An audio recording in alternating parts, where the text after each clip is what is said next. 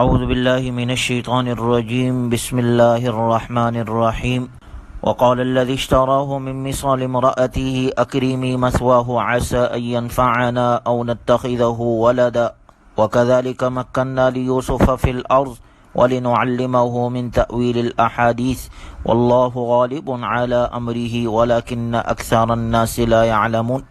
سورہ یوسف کا تیسرا رکوع ہے۔ جب یوسف علیہ السلام کو بازار مصر میں بھیجا گیا، عزیز مصر نے آپ کو خریدا اور اپنے گھر لے گئے اور اپنی بیوی سے یہ کہا کہ اسے عزت اور راحت کے ساتھ رکھنا۔ ممکن ہے کہ گھریلو کام کاج کے سلسلے میں یہ ہمارے لیے مفید ثابت ہو یا ہم اسے بیٹا بنا لیں۔ یعنی جس شخص نے یوسف علیہ السلام کو خریدا وہ مصر کا وزیر خزانہ تھا، جسے اس وقت عزیز مصر کہتے تھے۔ اس نے اپنی بیوی کو یہ تاکید کی کہ ان کا خاص خیال رکھے، اور بیوی کا نام روایات میں زلیخا بتایا گیا ہے۔ وَكَذَلِكَ مَكَّنَّا لِيُوسُفَ فِي الْأَرْضِ وَلِنُعَلِّمَهُ مِن تَأْوِيلِ الْأَحَادِيثِ۔ اللہ کا ارشاد ہے، اس طرح ہم نے اس سرزمین میں یوسف کے قدم جما دیے تاکہ انہیں باتوں کا صحیح مطلب نکالنا سکھائے، اور اللہ کو اپنے کام پر پورا قابو حاصل ہے، لیکن بہت سے لوگ نہیں جانتے۔ وَلَمَّا بَلَغَ أَشُدَّهُ آتَيْنَاهُ حُكْمًا وَعِلْمًا وَكَذَلِكَ نَجْزِي الْمُحْسِنِينَ۔ اور جب یوسف علیہ السلام اپنی پوری جوانی کو پہنچے تو اللہ فرماتے ہیں ہم نے انہیں حکمت اور علم عطا کیا، اور جو لوگ نیک کام کرتے ہیں ان کو ہم اسی طرح بدلہ دیتے ہیں۔ وراودته التي هو في بيتها عن نفسه وغلقت الابواب وقالت هيت لك۔ اور جس عورت کے گھر میں وہ رہتے تھے اس نے ان کو ورغلانے کی کوشش کی اور سارے دروازوں کو بند کر دیا اور کہنے لگی آ جاؤ۔ یوسف نے کہا قال معاذ اللہ، اللہ کی پناہ، انہ ربی احسن مثوایا انہ لا یفلح الظالمون، وہ میرا آقا ہے، اس نے مجھے اچھی طرح رکھا ہے۔ سچی بات یہ ہے کہ جو لوگ ظلم کرتے ہیں انہیں کامیابی حاصل نہیں ہوتی۔ جب عزیز مصر کی بیوی حضرت یوسف علیہ السلام پر فریفتہ ہو گئی اور آپ کو گناہ کی طرف دعوت دینے لگی تو اس موقع پر یوسف علیہ السلام نے دو جواب دیے۔ پہلے کہا قال معاذ اللہ، اللہ کی پناہ۔ یہ پہلا جواب مذہبی سوچ اور خاندانی تربیت کے مطابق تھا۔ دوسرے نمبر پر کہنے لگے انہ ربی احسن مثوایا انہ لا یفلح الظالمون، میرے رب نے مجھے کتنا اچھا ٹھکانہ دیا ہے، بے شک ظالم کبھی فلا نہیں پاتے۔ یعنی اللہ کی ذات، اس نے مجھے کتنا اچھا ٹھکانہ دیا ہے، میں ظالموں میں سے ہو جاؤں؟ ایسا نہیں ہو سکتا۔ دوسرا جواب یوسف علیہ السلام کا انسانی نفسیات کے اعتبار سے آپ نے دیا، جس کے ذریعے سے ایسی عورت کے ضمیر اور اخلاق کو آپ نے بیدار کرنے کی کوشش فرمائی جو شہوانی جذبات میں بالکل اندھی ہو چکی تھی۔ آپ فرما رہے ہیں کہ حرام کاری تو ویسے بھی بہت بڑا گناہ ہے، اور وہ بھی اپنے اس محسن کی بیوی کے ساتھ جس نے مجھے پردیس میں باعزت ٹھکانہ دیا اور میرے اوپر اعتماد کرتے ہوئے سب کچھ میرے حوالے کر دیا، میں تمہاری بات مان کر اس کے ساتھ خیانت کیسے کر سکتا ہوں؟ یہ نہیں ہو سکتا۔ انہ لا یفلح الظالمون، کیونکہ ہر گناہ کی طرح بدکاری بھی ظلم ہے، اور ظالم کبھی فلاح نہیں پا سکتا، دنیا میں بھی رسوا ہوتا ہے اور آخرت میں بھی رسوا ہوگا۔ انہ من عبادنا المخلصین، اللہ فرماتے ہیں وہ بے شک میرے منتخب بندوں میں سے تھا۔ چنانچہ یوسف علیہ السلام نے جب منع کیا اور اس نے سارے دروازے بند کر دیے تھے، یوسف علیہ السلام دروازے کی طرف دوڑ پڑے۔ گویا جس جگہ گناہ میں مبتلا ہونے کا خطرہ ہو اس جگہ کو چھوڑ دینا چاہیے، جیسے یوسف علیہ السلام نے وہاں سے بھاگ کر اس کا ثبوت دیا۔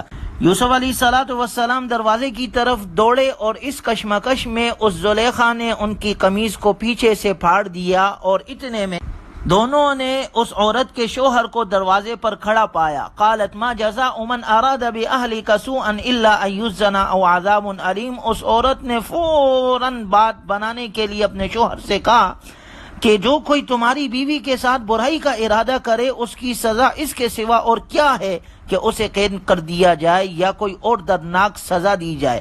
قال ہی راودتنی عن نفسی وشہد شاہد من اہلہا، یوسف علیہ السلام نے کہا یہ خود تھی جو مجھے ورغلا رہی تھی، اور اس عورت کے خاندان ہی میں سے ایک گواہی دینے والے نے یہ گواہی دی کہ یوسف علیہ السلام کی قمیص سامنے سے پھٹی ہوئی ہو تو عورت سچ کہتی ہے اور وہ جھوٹے ہیں، اور اگر ان کی قمیص پیچھے کی طرف سے پھٹی ہوئی ہے تو عورت جھوٹ بولتی ہے اور یہ سچے ہیں۔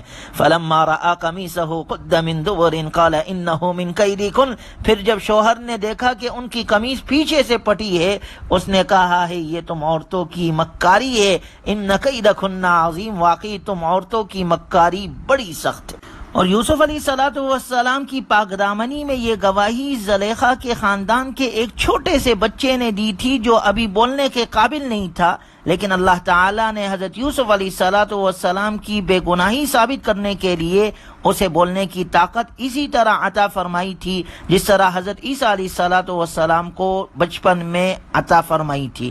غرض یہ کہ اس ناقابل انکار ثبوت کے بعد عزیز مصر کو یقین ہو گیا کہ سارا قصور اس کی بیوی کا ہے اور حضرت یوسف علیہ السلام بالکل بے گناہ ہے۔ عزیز مصر کہنے لگا یوسف اعرض عن ھذا، یوسف تم اس بات کا کچھ خیال نہ کرو، واستغفری لذنبک، اور اے عورت تو اپنی گناہ کی معافی مانگ، یقینی طور پر تو ہی خطا کار تھی، انکی کنت من الخاطئین۔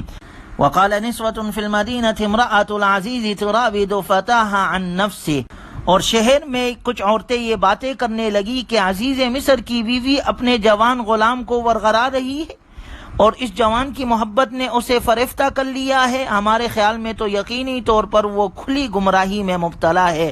فلما سمعت بمکرہن ارسلت الیہن واعتدت لہن متکئا، چنانچہ جب اس عزیز مصر کی بیوی نے ان عورتوں کی مکر کی یہ بات سنی، اس نے پیغام بھیجا کہ انہیں اپنے گھر بلوایا اور ان کے لیے ایک تکیوں والی نشست تیار کی اور ان میں سے ہر ایک کے ہاتھ میں ایک چاقو دے دیا اور یوسف علیہ السلام سے کہا کہ ذرا باہر نکل کر ان کے سامنے آ جاؤ۔ فلما رأینہ اکبرنہ وقطعن ایدیہن، جب عورتوں نے یوسف علیہ السلام کو دیکھا تو ہکا بکا رہ گئی اور انہوں نے پلوں کے بجائے اپنے ہاتھ کاٹ دیے اور کہا قلنا حاشا للہ ما ھذا بشرا، یہ انسان ہرگز نہیں بلکہ کوئی بزرگ فرشتہ ہے۔ قالت فذلکن الذی لمتننی فیہ، وہ بولی یہی تو ہے جس کی محبت کی وجہ سے تم مجھے ملامت کرتی تھی، میں تسلیم کرتی ہوں کہ میں نے اسے ورغلانے کی کوشش کی تھی مگر اس نے اپنے آپ کو بچا لیا، اور اگر اس نے وہ کام نہ کیا جس کی دعوت میں اسے دیتی ہوں تو اسے جیل میں ڈال دیا جائے گا اور یہ ذلیل بھی ہوگا۔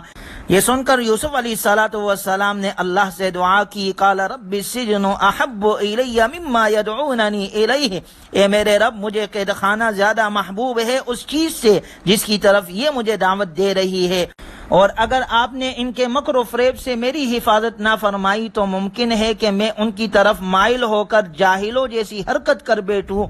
سو اس کے رب نے اس کی دعا قبول کر لی اور عورتوں کے مکر و فریب سے اس کی حفاظت فرمائی، بے شک وہ دعاؤں کا سننے والا اور دلوں کے حال کا جاننے والا ہے۔ یوسف کی پاک دامنی کی نشانیاں دیکھ لینے کے باوجود انہوں نے یہی مناسب سمجھا کہ یوسف کو کچھ وقت کے لیے جیل میں ڈال دیا جائے۔ گویا یوسف علیہ السلام کے اس واقعے سے قیامت تک کے انسانوں کو یہ سبق ملتا ہے۔ یوسف علیہ السلام نے اپنے عمل سے یہ سبق دیا ہے کہ نیک لوگ اپنے اوپر مصیبت تو برداشت کر لیتے ہیں، اپنے اوپر تکلیف برداشت کر لیتے ہیں، مگر گناہ پر آمادہ نہیں ہوتے۔ اور یہاں پر حضرت یوسف علیہ السلام نے صرف گناہ سے بچنے کے لیے قید کو ترجیح دی، ورنہ ان کا یہ مقصد ہرگز نہیں تھا کہ مجھے جیل جانا محبوب ہے۔ صبر اور استقامت کی وجہ سے حضرت یوسف علیہ السلام کی دعا قبول ہوئی۔ یوں ہی اللہ تعالیٰ ان لوگوں کی دعا قبول کرتا ہے جو اس کے ڈر سے اپنے آپ کو گناہ سے بچاتے ہیں اور ہر حال میں صراط مستقیم پر جمے رہتے ہیں۔ اللہ تبارک و تعالی ہمیں بھی گناہ سے بچنے والا بنائے اور یہ صفت ہم میں بھی پیدا فرمائے اور قرآنی تعلیمات پر عمل کرنے کی توفیق عطا فرمائے۔ وآخر دعوانا الحمدللہ رب العالمین۔